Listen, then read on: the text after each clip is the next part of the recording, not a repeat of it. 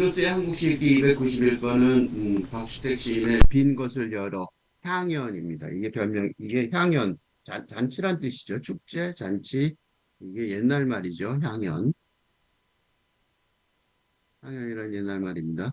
지금 현재 우리가 박주택 시인의 시선집 을 읽고 있는데요. 21편의 시를 읽고 있는데 그런 중입니다. 지금 현재는 타시지 파프카와 만나는 자매 노래에서 나오는 시입니다. 쭉 한번 읽겠습니다. 가슴의 바닥에 이르지 못하고 풍선처럼 터지기 쉬운 미혹에 사로잡혀 둥둥 떠 있던 시간, 잊으며 산길을 걸어 올라간다. 행은 가파르고 그만큼 밝기도 해서 땀을 훔치자 언뜻 스쳐 지나가는 부드러우면서 덜그럭거리는 풍적 소리. 풍적은 바람피리, 바람피리 소리는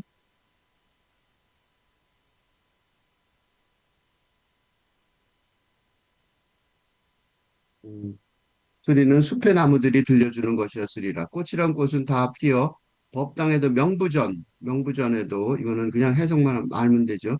새로 이사간 집 근처의 풍경처럼 환하여 흰 구름 허물없이 떠 있는 개심사 절 이름이죠. 나무 위 목교는 나무다리.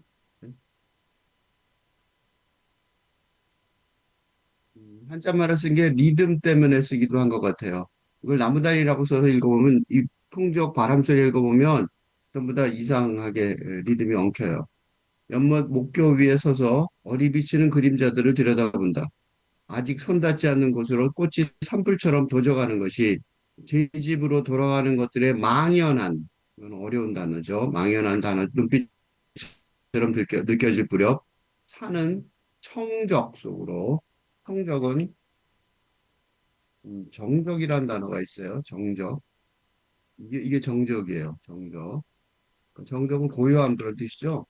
정적에다가 청을 붙인 것 같아. 풀을 청. 풀을 청. 그러니까 새로 만든 단어예요. 시인이. 맑을 청, 푸를 청 이런 뜻인데 음, 음, 푸를 청. 이 정적. 이게 합쳐놓은 게 청적이에요. 그러니까, 음, 이건 재밌는 단어죠. 좋은 단어 같아요. 그죠? 어쨌든. 속에 자신을 슬그머니 채운 채 자신을 세운 채 사는 다시 읽을게요. 청적 속에 자신을 세운 채 슬그머니 내려와 우물에 물을 퍼 스스로의 뿌리로 가져가는 사람들의 등을 덮는다. 하늘은 더 푸르러 일순 한순간 그런 뜻이에요.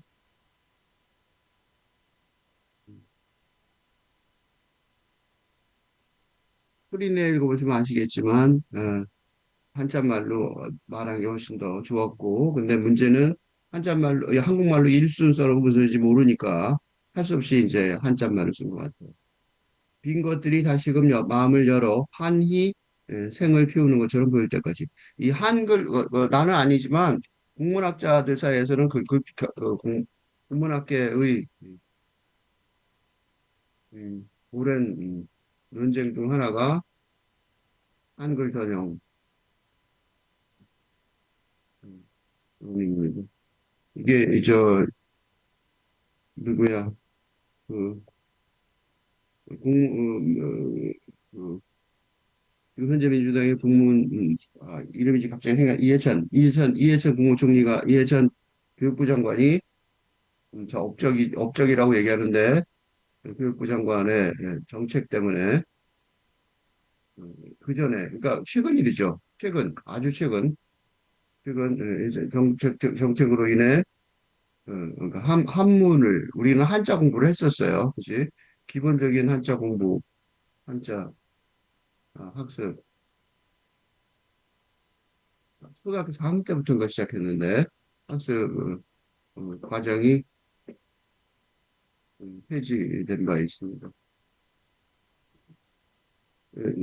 둘다 양쪽 다 의견이 그러니까 함자 혼용론, 한문 혼용, 한자 혼용론이 있을 수 있겠죠. 혼용론과 대립 과정, 인데, 두 가지 다 어쩌면 맞는 소리일지도 몰라요. 그러니까, 예를 들면, 한글 전용령에서 본다면,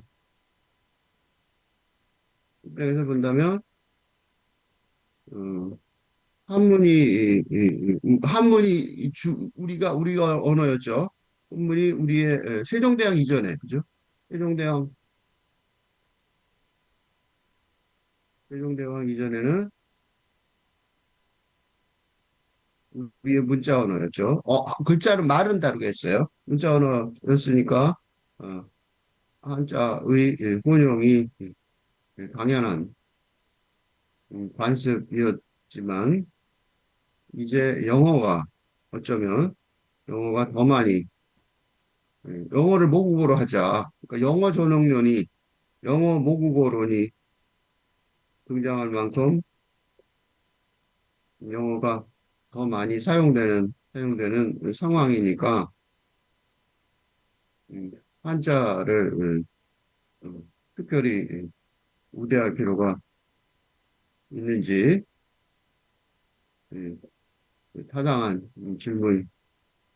타당한 의문이라고 여겨집니다. 그러나, 그, 지금 이게 우리가 쓰는 우리가 사용하는 단어들, 다음 시에서 내가 주로 볼 텐데, 마음이니, 생각이니, 사고니, 뭐 그런 거 있잖아요. 이거 보세요. 이거 어떤 게 마음, 생각, 사고, 뭐, 그지? 음, 등, 어, 한자, 바탕의 단어와 한국어, 단어들의 혼용으로 인해 다소 복잡한 음, 생각을 하게 되면, 한자어 쪽이, 풀수라는 사실을 깨닫게 됩니다.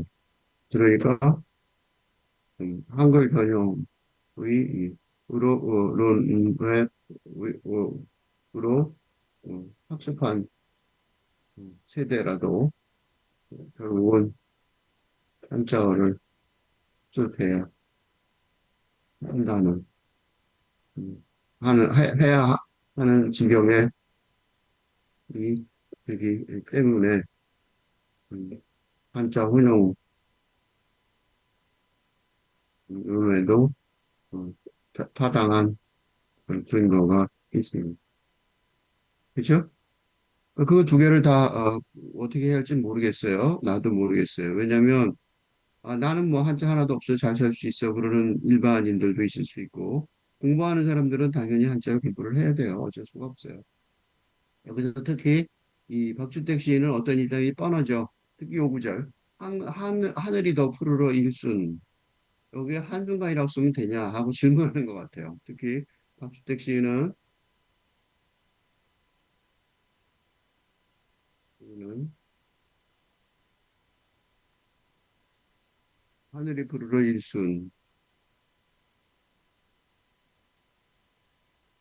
이라는 구절을 통해서 한자의 뜻을 좀 강조하는 듯합니다. 하늘이 푸르러 일순 이걸 갖다가 하늘이 푸르러 한순간 이렇게 해갖고 리듬을 흩어버린다. 특히 시의 리듬 구성에 있어서 그러니까 말의 리듬이겠죠. 일상어 말의 리듬의 구성에 있어서 한자어의 중요성이 부각됩니다. 어? 그러니까 공부를 많이 안 하더라도 일상어, 그지? 일상적인 말의 리듬의 구성에서도 한자가 중요한데 뭐 빼면 되냐 이렇게 주장하는 것 같아요. 이 구절 자체가 한자 혼용론을 강조하는 학자의 입장에서 그 시인으로서 쓴 것 같은 느낌이 들어서 설명을 좀 했습니다. 둘 다 맞는 것 같죠? 둘 다 맞는 것 같아요. 해결이 안 될 거예요. 빈 것들이 몸을 열어. 빈 것들. 이게 이제 이 시의 가장 어려운 구절이에요. 빈 것들이 뭐지? 그러니까 어, 빈 것들이 몸을 열어. 빈 것들이 몸을 연 게 뭐지? 그게 이제 이 시를 끝까지 읽으면서 계속해서 보는 거죠. 빈 것들이 몸을 연 게 뭐지? 갑시다. 가슴의 바닥에 이르지 못하고 풍선처럼 터지기 쉬운 미혹에 사로잡혀 둥둥 떠 있던 시간. 여기까지가 하나의 과정이에요. 응? 여기까지가. 왜냐하면 커마가 딱 있고 박시택 시인은 이 구호를 참 잘 쓰는 것 같아요. 커마가 여기 있어요. 그리고 뭐라고 써있냐면 잊으며 한 길을 걸어 올라간다. 지금 하는 거는 한 길을 걸어 올라가는 거죠.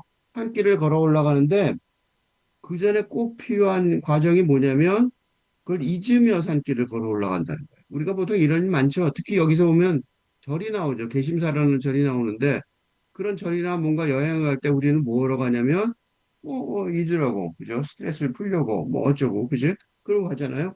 그러니까 그 전에 그러면 스트레스가 뭐였냐? 그 전에 잊고 싶은 게 뭐였냐? 라는 게 되게 중요한 걸 텐데 거기에 중요한 단어가 미혹이라는 단어가 여기 있어요. 미혹. 어. 박실택 시인의 시를 몇 편 읽었는데 특징 중 하나가 우리가 일상적으로 너무 쉽게 생각하는 단어들을 다시 한번 깊이 생각해 보게 하는 힘이 있어요. 여기서도 가슴의 바닥에 이르지 못하고 풍선처럼 터지기 쉬운 미혹에 사로잡혀 둥둥 떠 있던 시간. 그 시간이 안 좋다고 생각하는 거죠. 그래서 그걸 잊으려고 한 길에 올라갔다는 거. 응? 한 길을 걸어 올라간다. 그게 여기서 중요한 말은 미혹이에요. 미혹이 뭐냐고. 그래서 할 수 없이 사전을 찾았어요. 뻔한 말인데도 찾아요. 미는 혼미하다는 뜻이에요. 혼란스럽다는 뜻이죠. 혹은 혹한다는 것이죠. 정신을 혹하게 차리지 못하게 한다는 거죠. 그러니까 무엇에 홀려 정신 차리지 못함, 정신이 헷갈려 갈팡증한 헤맴. 이게 미혹이에요. 미혹. 정신을 차리지 못하고 정신을 갈팡질팡한다는 거죠. 그러니까 이게 미혹에 사로잡혀 둥둥 떠있던 시간이라고 말하는 이게 뭐냐면 이게 사실은 이 화자 페르소나가 나라는 이걸 시를 쓴 사람 시인이기도 하지만 페르소나가 살아온 삶의 전부 모습이에요. 그렇죠? 응? 그러니까 우리가 어, 살아가는 모습이라고 여겨지는 것을 대표하는 페르소나. 그러니까 자기도 그러고 시인을 비롯한 우리가 살아가는 모습이라는 걸 대표하는 게 시인이라고 보여지는 것 같아요. 그래서 이런 식으로 추상적으로 쓴 것 같아요. 가슴의 바닥에 누구가 없잖아. 그지? 누구가 없어요. 그지? 여기에 누구가 없어요. 누군가. 그 뭐지? 응? 그러니까 이거는 당연히 이런 말의 표현은 당연히 이 화자의 상황이긴 해요. 당연히 화자의 상황이긴 한데 그런데 이거 읽을 때 화자의 상황으로 안 읽는단 말이죠. 가슴의 바닥에 이르지 못하고 풍선처럼 터지기 쉬운 미혹에 사로잡혀 둥둥 떠 있던 시간은 우리 모두 새로 사나요.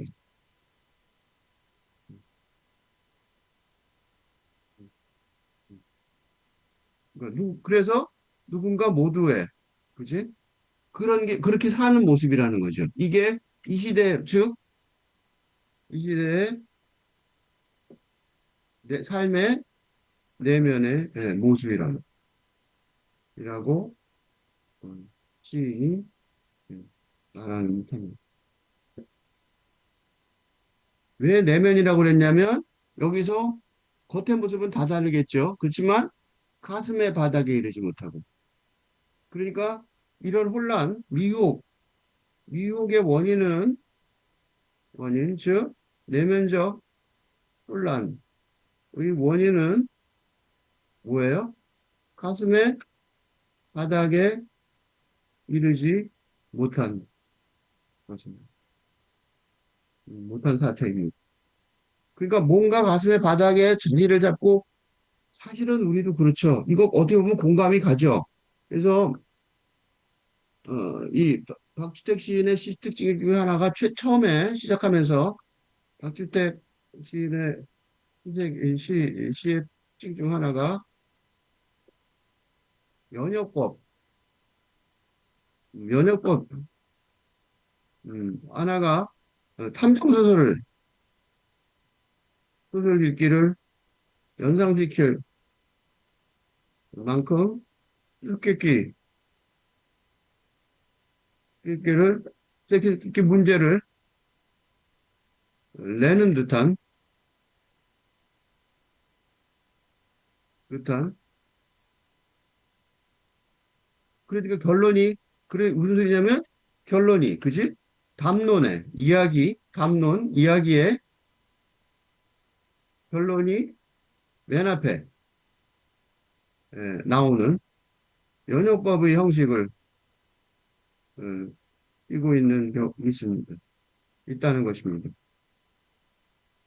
그러니까 이 첫 부분이 되게 중요해요 생각보다.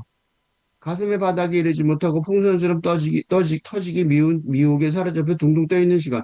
그래서 내가 박주택 시를 이 시집 한 권을 다 읽었어요. 시선집을.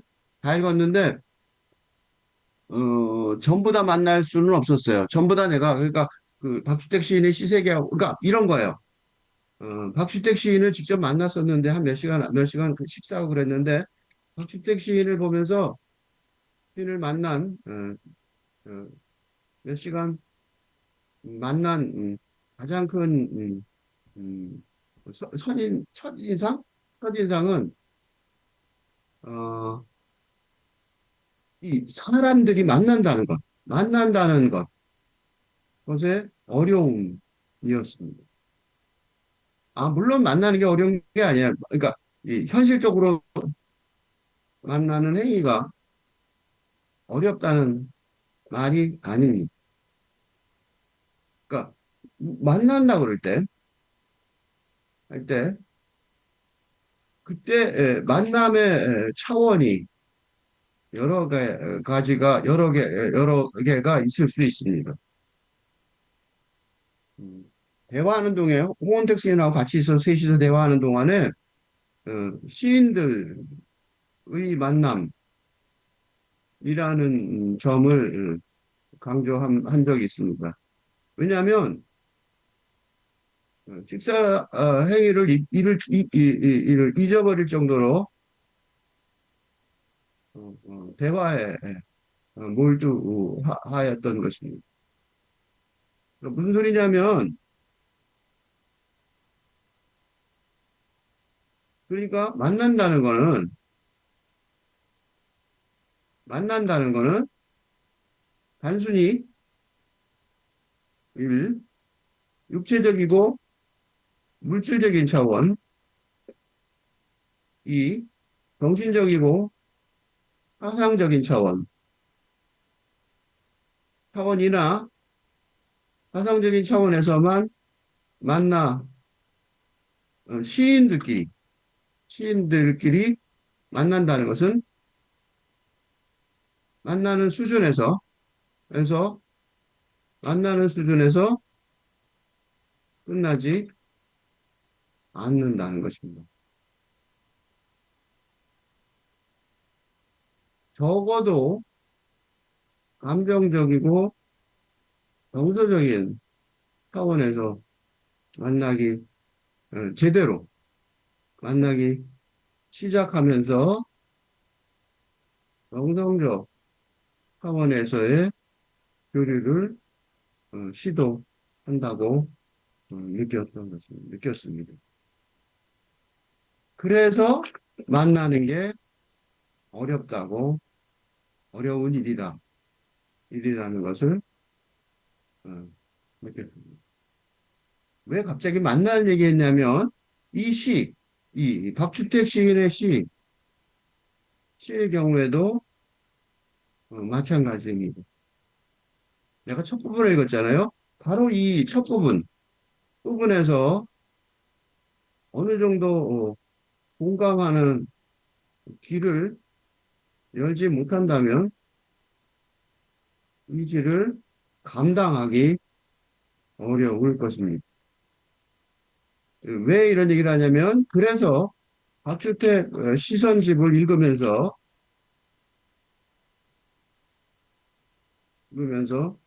21편의 시를 선정해서 어, 시세계를 탐색해 보고 있는데, 그 선정 과정이 바로 이런 만남의 이 가능성, 응? 에 기준하였다는 것입니다. 하였다는 것. 그러니까 내가 지금 이런 얘기를 했죠. 조금 전에 가슴의 바닥에 이르지 못하고 풍선처럼 터지기 쉬운 미국에 사로잡혀 둥둥 떠 있는 시간. 아, 나 이거 무슨 소리인지 모르겠어. 그럼 이시 못 들어와요. 이게 못 들어온다고. 그러니까 이게 이시만 못 들어오는 게 아니라 무슨 소리예요? 이렇게 말하는 사람은 못 들어오는 거죠. 요건데 이시만 이시를 이시의 그런 그 미혹, 응? 풍선처럼 터지기 쉬운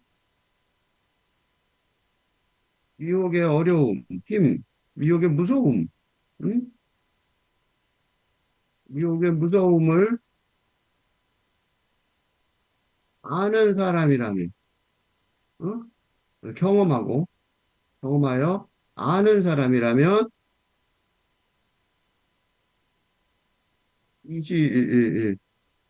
이시가 말하는, 의 페르소나가 말하는,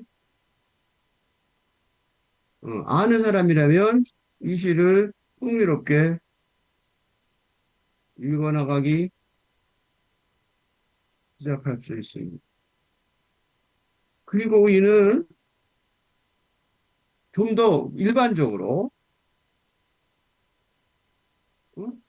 좀 더 일반적으로 여기 아까 보면 개심사라고 나오죠. 그러니까 서산 여행이죠. 개심사를 방문하는 서산 여행에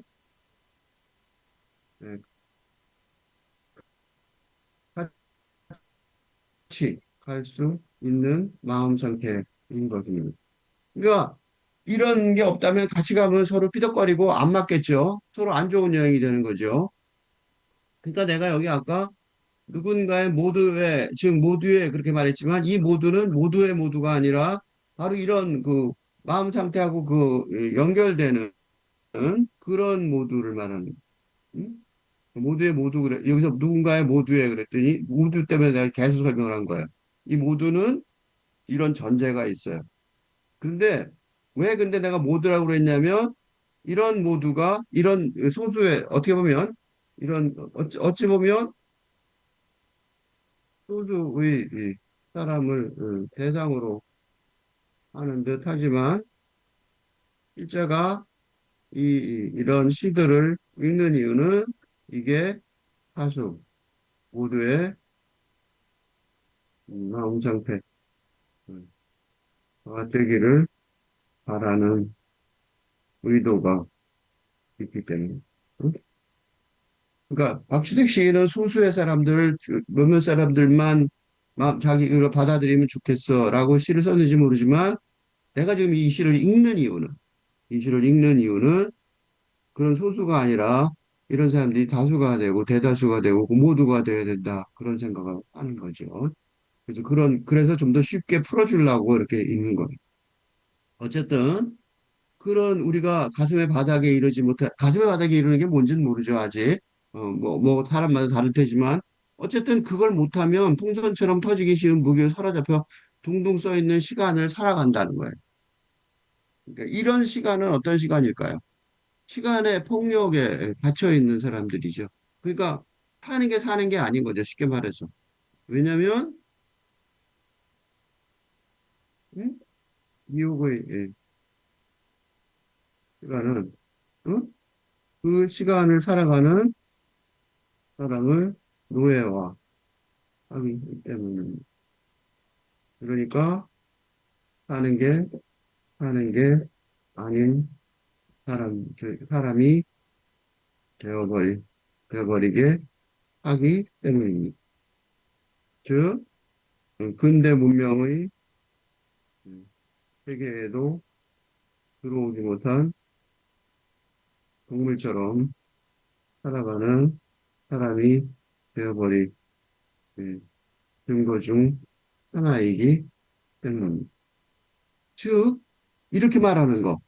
가슴의 바닥에 이르지 못하고 풍선처럼 터지기 쉬운 미혹에 사로잡혀 둥둥 떠 있는 시간. 그걸 잊으려고 노력하며 산길을 걸어 올라가지도 못하는 사람은 어쩌면 근대 문명의 세계에도 들어오지 못한 동물처럼 살아가는 사람일 거란 말이죠. 이건 좀 곤란하잖아요. 사람인데 사람처럼 못 살아가니까 사람이 아니니까. 그래서 내가 모두라고 그런 거예요. 그건 사람 모두를 말하는 거죠, 여기서. 즉, 사람. 모두의 것을. 사람들 모두. 응? 사람이라고 말하면 이런 미혹에 사로잡혀서 둥둥 떠 있는 시간, 그리고 그 미혹에 사로잡혀 괴로워하면서도 어떻게 하냐면 가슴의 바닥에 이르려고 노력한다고요. 음. 그러니까 그 잊으려고 산길을 걸어오려고 하니까 이런 전환, 그지? 이런 마음의 전환만으로 깨달음이 옵니다. 그지? 그러니까 아, 내가 살고 있는 게 가슴의 바닥에 이르지 못하니까 못하면 풍선처럼 둥둥 떠 있는 시간이다. 라는 사실만 깨달으면 이 마음의 전환이 오고 그 마음의 전환이 오는 거는 그 뒤에 바로 나와요. 생은 가파르고. 그죠? 산다는 게 힘들어요. 가파른 산길을 이게 되게 재밌죠? 생은 가파르고의 가파르고는 이중적으로 쓴 거예요. 뭘로 이중도 썼어요? 산길을 걸어 올라가는 모습하고 가파르고 하고, 그지? 그리고 사실은요, 이거 되게 멋있는 묘사인 게, 이 등산 다니거나 트레킹 다니거나 뭐 관광을 다니거나 마찬가지인데, 보통 절이 산 중턱에 있고 막 그렇죠. 요새는 뭐 굉장히 많이 주차장이 올라가 있는데, 그럼에도 불구하고 좀 올라가요. 어쨌든 무조건. 우리나라, 여행은 무조건 올라가죠. 뭐 어디 가면. 가파르고. 근데 그 가파른 게 잊으려고 하는 미혹에 사로잡힌 둥둥 떠 있는 시간, 살아가는 일, 그게 가파르단 말이죠. 그죠? 그런데 이 마음의 전환이 있었잖아요. 그래서 뭐 어떻게 벌어지냐면 또 그만큼 밝기도 해서라는 깨달음이 온다니까. 그러니까 가파른 거를 인식하고, 가파른 걸 인식하고, 그걸 잊으려고 산길을 올라가려고 하면 뭘 하는 과정이에요. 이 과정은 가슴에 바닥에 이르려는 노력이니까. 어? 그러니까 욕망에 사로잡혀서 아무 생각 없이 사는 게 아니라 가슴의 바닥에 이르려는 노력이니까 점점 어떻게 되냐면 그만큼 밝기도 하다. 그래놓고 그 밝기도 한 설명이 이렇게 쭉 있어요. 여기. 요게 그 밝아진 모습이에요. 무슨 소리가 나냐면 땀을 훔치자. 그러니까 땀을 훔치고 가파르니까 이 가파르고하고 연결되는 게 땀을 훔치자죠. 그러니까 그냥 오르는 게 아니라 땀을 훔치면서 오르는 거예요. 근데 그 땀을 훔치는 것 때문에 무슨 일이 벌어지냐면 바람이 좋죠. 바람이 좋단 말이죠. 응? 바람이 언뜻 스쳐가는 부드러우면서 덜컥거리는 풍적 소리로 묘사를 했어요. 이게 그만큼 밝기도 해서요. 그러니까 두 개가 비교가 되죠. 땀을 훔치지 않은 가파르고하고 비교가 되고 언뜻 스쳐가는 부드러우면서 덜그럭거리는 풍적 소리, 바람피리 소리, 그거는 그만큼 밝기도 해서 보여주는 거예요. 그리고 이게 구체화된 게 여기 있죠. 숲의 나무들이 들려주는 소리. 숲의 나무들이 들려주는 소리예요. 사실은 바람 소리가. 그렇죠? 우리가 바람을 어떻게 불어요? 바람이 불지 않죠. 바람이 부는 게 아니란 말이죠. 바람은 그냥 지나가는 거예요. 바람이 의지가 있어 부는 게 아니라고. 소리가 들리는 것도 아니에요. 나무들은 지나가는 바람에 반응하는 거예요. 우리는 그 반응하는 소리를 듣는 거죠. 감성을 가지고. 그렇죠? 그걸 뭐라고 들었냐면 피리 소리로 들은 거죠. 바람 피리 소리. 그만큼 밝은, 그러니까 그만큼 밝다는 소리는 바람 피리 소리가 그만큼 밝은 소리로 들리는 거예요. 언뜻 스쳐 지나가는 부드러우면서 덜컥거리는 풍적 소리. 이거 진짜로 가서 땀 흘리고 가다가 들어본 숲의 바람 소리를 들으면 지난주에 내가 어디 가서 나무 밑에 앉아 있었는데 무령왕릉인가? 가을에 주말에 토요일 날 더웠는데 나무 밑에 앉아 있는데 바람이 샥 불면서 그 소리가 정말 좋더라고요. 그 정말 좋다는 생각이 드는 이유가 바로 풍적 소리, 피리 소리로, 바람 소리로, 바람 피리 소리로 들어오는 거겠죠. 그지? 언뜻 스쳐 지나가면서 가면 부드러우면서 덜컥거리는 바람 피리 소리. 근데 그게 그렇게 좋았던 이유는 이런 대비가 있어서 그런 거죠. 생이 가파르고 다른 색깔로 보여주면 왜 땀을 훔치고, 그지? 이게 또 요거, 요거, 요거죠. 음, 그렇죠. 그런데 이런 것들이 보세요. 색깔 좀 보세요. 이런 것들이 쫙 밀려드는 어떻게 돼요? 이게 기가 막히게 아주 그 기교파예요. 내가 이거 빨간색으로 바꾼 이유가 뭐냐면 여기 보세요. 이건 전부 빨간색이죠. 전부 안 좋은 거야. 이것도 전부 안 좋죠. 2행까지. 3행이 어떻게 됐어요? 이렇게 돼 있고 가운데 갑자기 휴지가 둥지가 있죠. 스톱 있죠. 잠깐 쉬어봐. 그러고 그다음에 잊으며 산길을 올라간다가 잊으면은 중립적이죠. 그런데 잊으면 중립적이에요. 다른 색깔로 할까? 이렇게. 그런데 산길을 올라가는 것부터는 좋죠. 근데 아직 살았어요. 남았어요. 그래 이거 어떻게 돼요? 태릉 가파르고가 조금 남았죠. 이 세 줄에 한 줄 남았어. 근데 또 그만큼 밝게 돼서가 좋은 거죠. 그다음에 어떻게 돼? 땀을 훔치자. 글자 수가 하나 줄었죠. 힘도 약해지고. 생은 가파르고 강하죠. 이거는 스트레스가 좀. 그러니까 우리 한국말에도 스트레스가 있어요. 요거는 언어에 스트레스가 있어요. 근데 땀을 훔치자는 어떻게 해요? 스트레스가 줄어들죠. 이게 이거는 업빛이고 영어로 말하면 업빛. 노래를 부르면 업빛,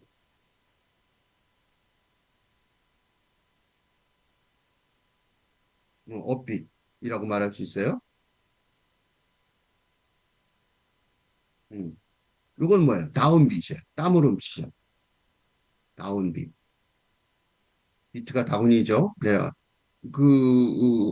뭐라 그럴까? 저거 하는 사람들은 알겠죠? 저 누구야?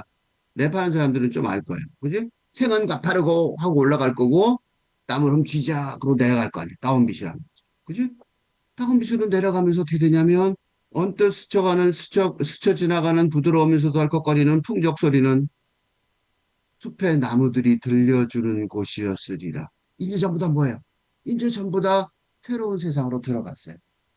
그래서 어떻게 되냐? 결정적으로 꽃이란 꽃이 다 피어. 이제 잊어버렸죠. 근데요, 이게 놀라운 게 이걸 많이 한두 번 가본 솜씨가 아니에요. 많이 가본 솜씨예요. 왜냐면 여러분 내가 그 옛날에 요새는 트레킹을 많이 못 가는데 옛날에 많이 갔는데 많이 갈 때 보면요.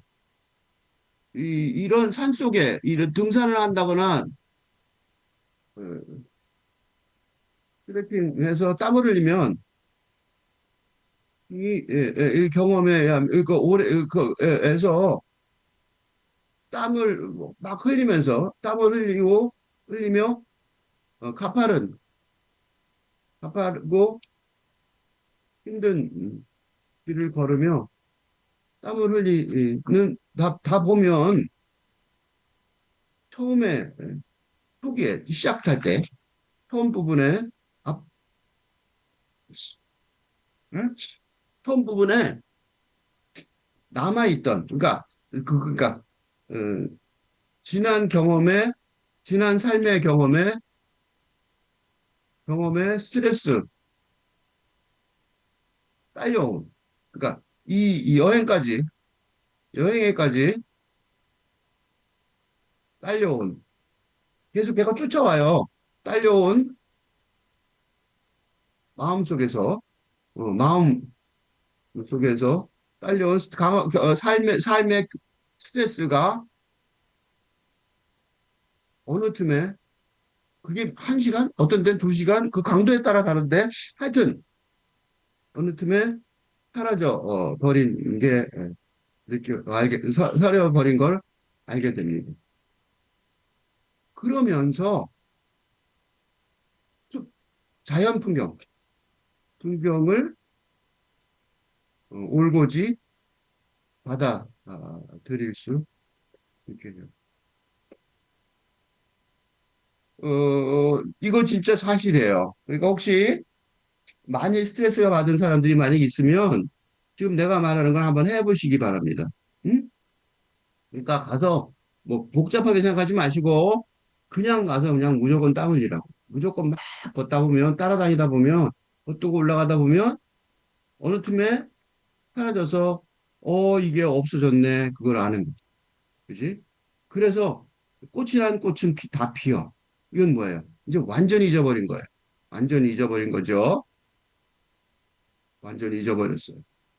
여기까지는 그 두 부분이 보이죠? 이게 점점 컸다가 이쪽이 슬슬 밀고 들어가서 그 다음에 땀 넘치자고 다운빗으로 싹 사라지고 그 다음에 일로 온 거예요. 언뜻 스쳐 지나가는 부드러우면서 덜컥거리는 풍적 소리. 그러니까 이 묘사도 나무들의 바람 소리를 묘사했는데 이런 묘사가 은유적 묘사죠. 시적인 풍적 소리라는 나무 바람 소리, 예, 시적인 묘사, 어, 야말로 뭐예요? 자연 풍경에 시인 페르소나가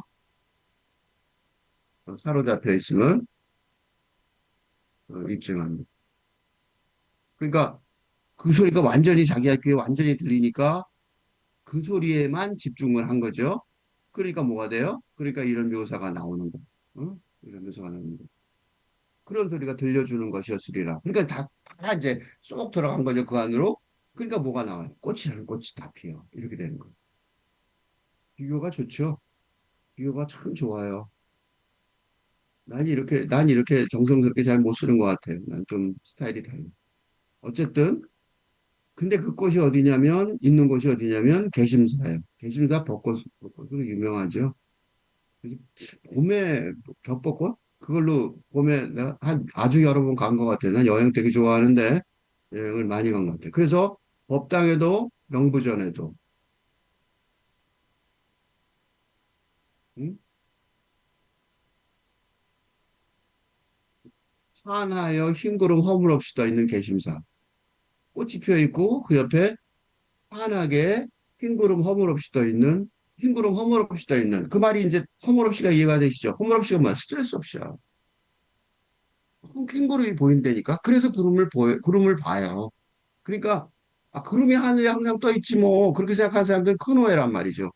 그러면 안 봐요 사람들. 그런데 요새 마음이 편한 게 새로 이사 간 집 근처 풍경처럼. 이건 무슨 소리냐면 새로 이사 간 집 근처 풍경이 어, 그렇게 안 좋았었어요. 뭔가 새로 이사 간 집 근처 새로 이사 간 집 근처 풍경 요거는 안 좋을 리가 없는데 새로 이사 간 집이 스트레스인 거죠. 뭔가 하여튼 거기 가서 스트레스가 있는 거예요. 그런데 근처 풍경이 뭐예요? 하나님 구름이 형으로 썼다는 사실을 깨닫는 거죠. 어? 대신자의 법당하고 병부전하고 갔는데 올라갔는데 거기 꽃이 잔뜩 피어 있고 그 겹벚꽃이 사람 요새 무지 많이 가는데 하여튼 그 봄이니까 거기도 꽃이 뭐 개심사만 피나? 개심사까지 가긴 가는데 사실은 서울에도 비슷한 시기에 피어요. 더 좋다고 가는 건지 모르겠는데 하여튼 서울에도 더 좋은 건 많아요. 또 비슷해요. 그러니까 그 집 풍경도 아마 그렇게 좋았나 봐요. 그것처럼 환하단 말이죠. 꽃이 환하게 펴서 그때도 그 스트레스가 있긴 있었는데 가면 뭐 그 풍경은 아니었던 거지. 그러니까 거기서도 뭐가 떠 있었어? 흰구름이 거기서도 허물없이 떠 있었다는 사실을 깨닫는 거야. 그치? 벗어난 거야. 벗어난 게 보이죠? 개심사, 개심사, 명부전 여기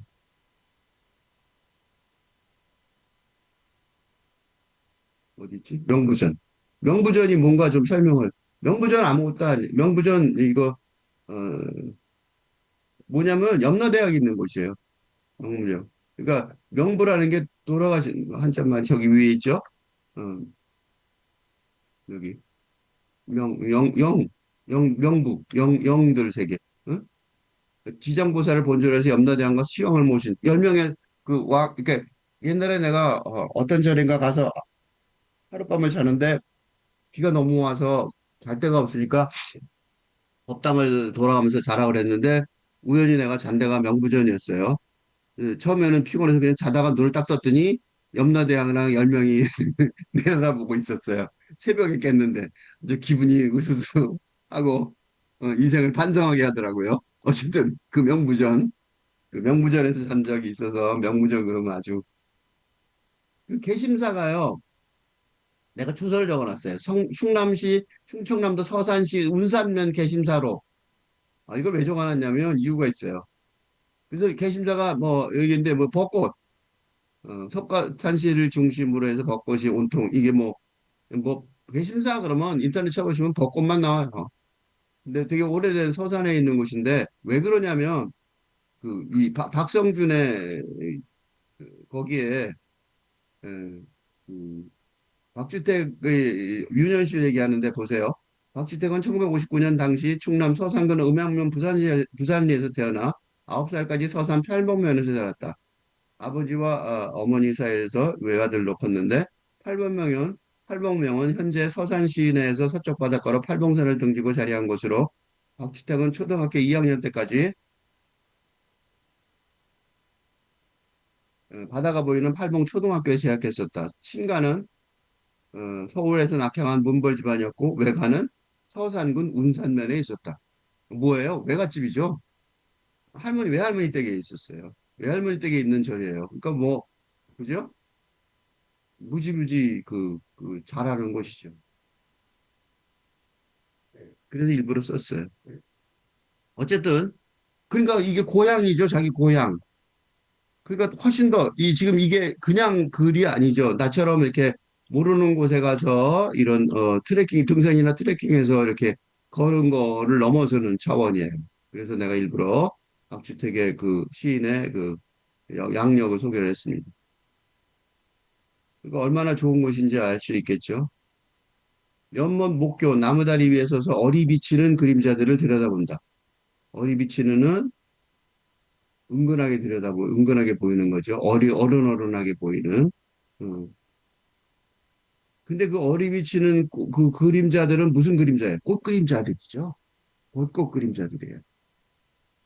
아직 손닿지 않은 곳으로 꽃이 산불처럼 도져가는 것이 제 집으로 돌아가는 것들의 망연한 눈빛처럼 느껴질 무렵.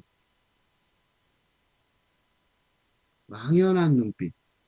망연한이 뭐냐면 멀고 넓고 아득하다. 그런 거예요. 그러니까 이 꽃이 그냥 꽃이 아니라 지금 이건 이래거로 하면 안 되고 아까 무슨 색으로 했지? 요거로 했죠. 진짜 이게 꽃이란 꽃이 다 피어라는 말이 나온 이유죠, 요거. 어? 요거.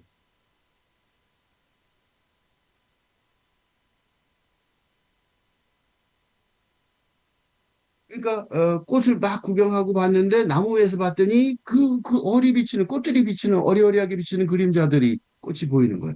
꽃만 보여요? 꽃하고 뭐 보여요? 산이 어울리죠. 맑은 산이 그 연못에 같이 비치죠. 그래서 꽃이 산불처럼 도져가는 것이 거꾸로 반사해서 보이는 거예요. 근데 그게 뭐로 느껴지냐면 제 집으로 돌아가는 것들의 망연한 눈빛. 그러니까 제 집으로 돌아갈 때 얼마나 고향으로 돌아갈 때 눈빛이 얼마나 그지 뭐 아스라이 먼 것을 향해서 박주택 시인도 아마 그랬을 거예요. 자기 고향으로 개심사로 가보면서 당연히 망연한 눈빛을 봄으로 갔겠죠. 제 집으로 돌아가는 것. 무슨 대답이에요? 아까 맨 처음에 했던 대답이에요. 요거. 가슴의 바닥에 이르지 못하고, 여기, 가슴의 바닥, 가슴의 바닥에 가는 대답.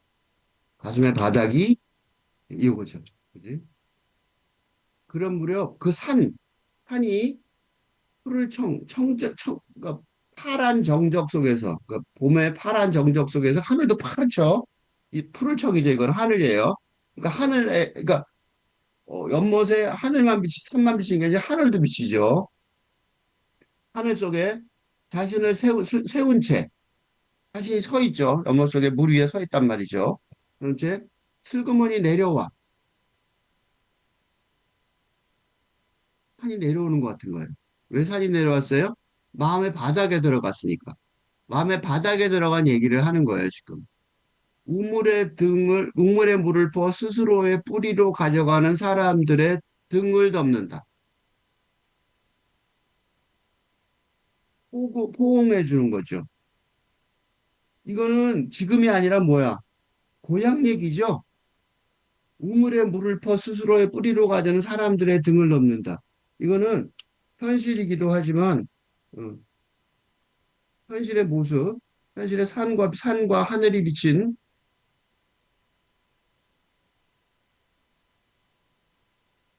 현실의 하늘과 산과 꽃이 비친 연못의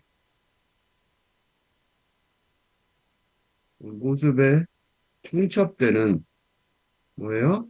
중첩되는 이 고향 땅 사람들의 옛 모습을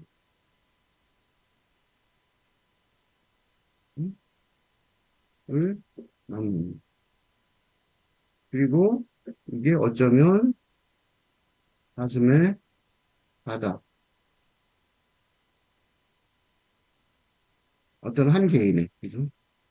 고향이니까 어떤 한 개인의 가슴에 바다의 양상일 것입니다. 그랬죠? 그러면 여기까지 말하면 요거는 추억담, 고향 이야기처럼 보이는데 거기에 세 줄이 더 있어요. 요거. 요게 이 시의 목표예요.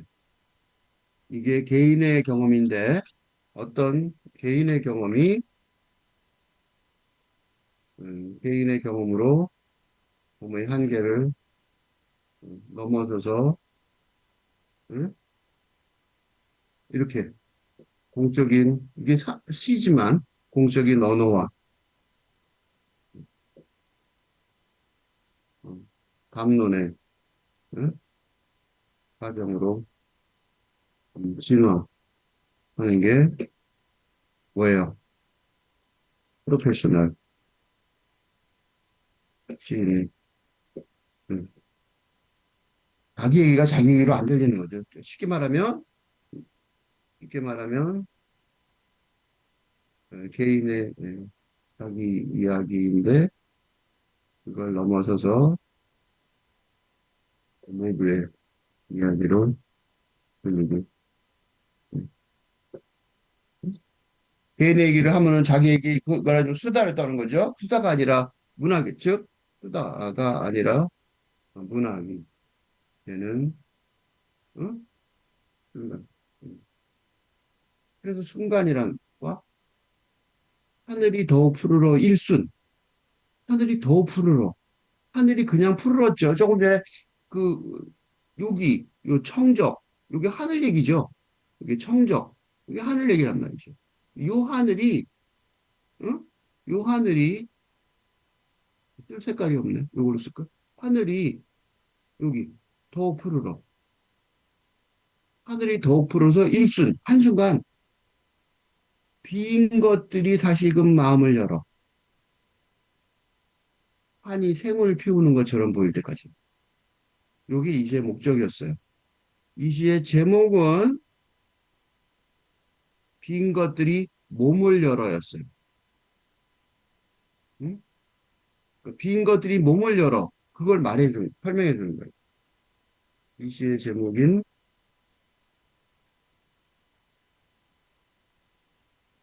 음, 빈 것들이 몸을 열어. 이거, 의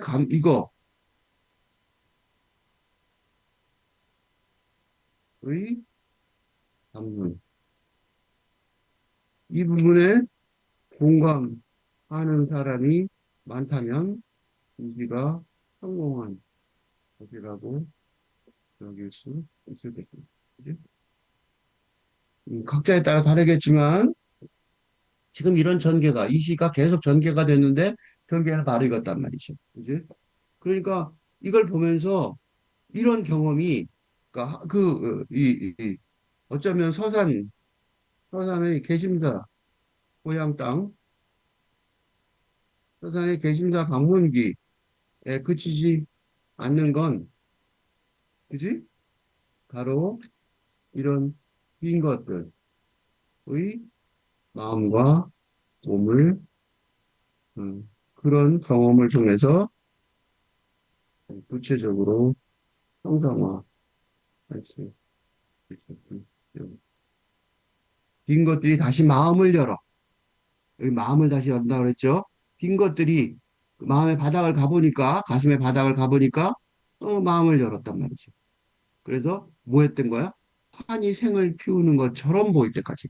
아직 황을 완전히 피우지는 않았지만, 그지? 환히 생을 피우는 것처럼 보일 때까지 하고, 이, 대시가 있죠.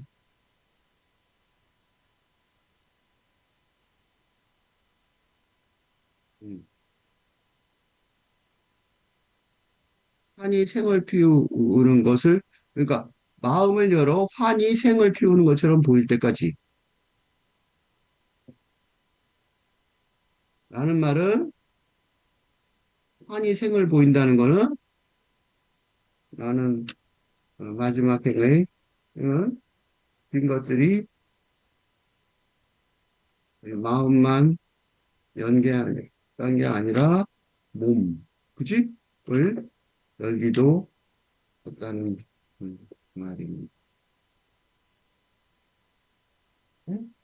그렇죠. 환히 생을 피웠다고 그랬죠. 몸을 열었다는 소리죠. 몸을 개화했다는 소리, 개화. 꽃이 피는 게 개화라고 그러죠.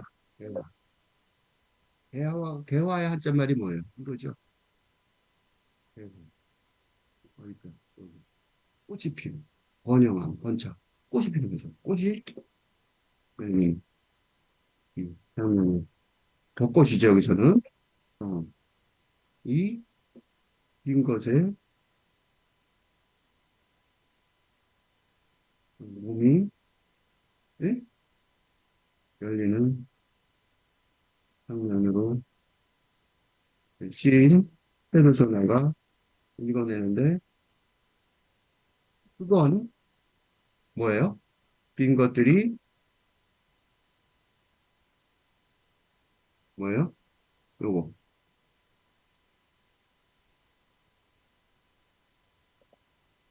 빈 것들이 다시금 마음을 열어. 라는 상태. 즉, 가슴의 바닥에 이런 상태에 도달했기 때문에 가능했을 것이라고 여겨집니다. 그지? 즉, 줄탁공시의 인간. 응? 그러니까 한쪽에서만 열려 있으면 뭐래요? 그죠? 그러니까 세상은 그러니까 즉 자연은 객심사의 벚꽃은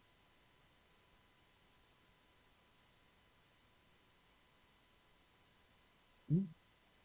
개화되어 기다리고 있었을 것입니다. 응? 즉 세상은 은총과 복이었습니다. 이미 벌써. 그런데 사람이 가슴의 바닥을 이루지 못해서 어? 빈 것들이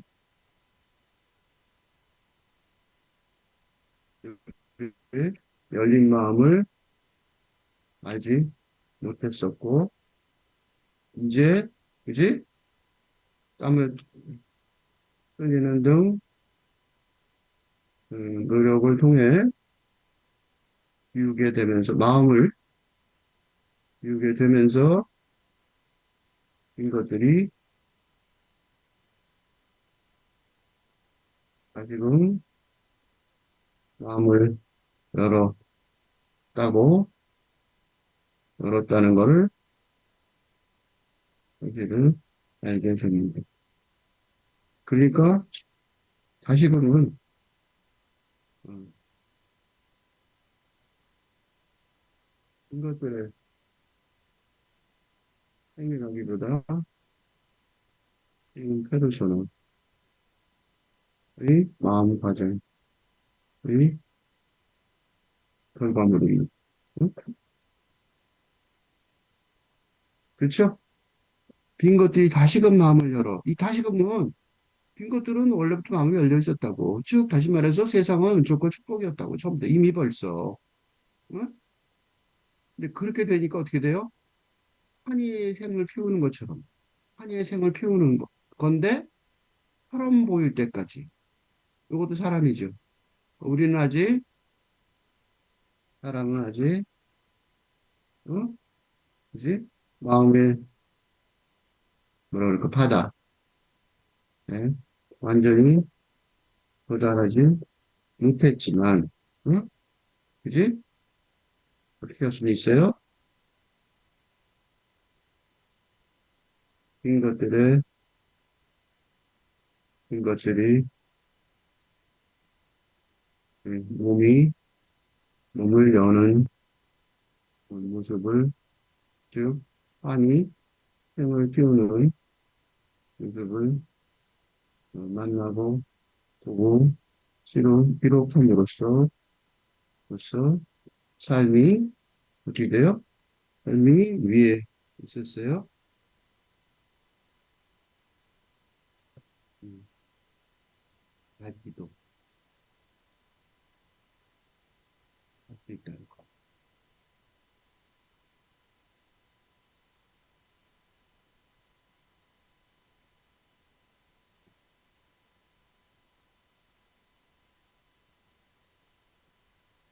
밝기도 해서라고 정할 수 있도록. 음, 이게 바로 시의 효용성이라 할수 있을 것입니다. 음? 왜 시를 쓰느냐? 왜 시를 쓰느냐? 어릴 때 이렇게 대답하면 되겠죠? 어? 왜 시를 쓰느냐? 그럼 이렇게 대답하면 돼요. 청은 가파르지만 밝기도 할 수 있게 하는 도구다.